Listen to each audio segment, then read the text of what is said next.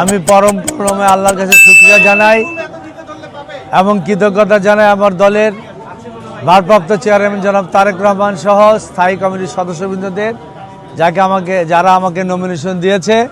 আজকে যাচাই বাছাই ছিল ঢাকা 11 আসনের, আর যাচাই বাছাই আনতে আমার নমিনেশন বৈধ হিসেবে ঘোষিত হয়েছে। আমি শুকরিয়া জানাই। ইনশাল্লাহ আপনাদের যারা মিডিয়ার ভাইয়েরা আছেন, বোনেরা আছেন, আমার নির্বাচনী এলাকায় আপনাদের সকলের সহযোগিতা কামনা করি।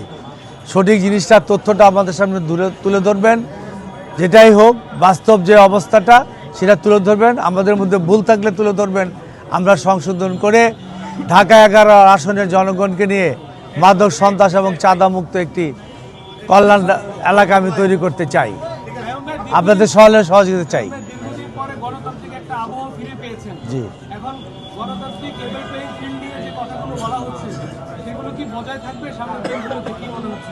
আই থিঙ্ক এটা বজায় থাকবে। একটা গণ অভ্যুত্থানের পরে আমরা বাংলাদেশে একটা নতুন পরিবেশ ফিরে পেয়েছি।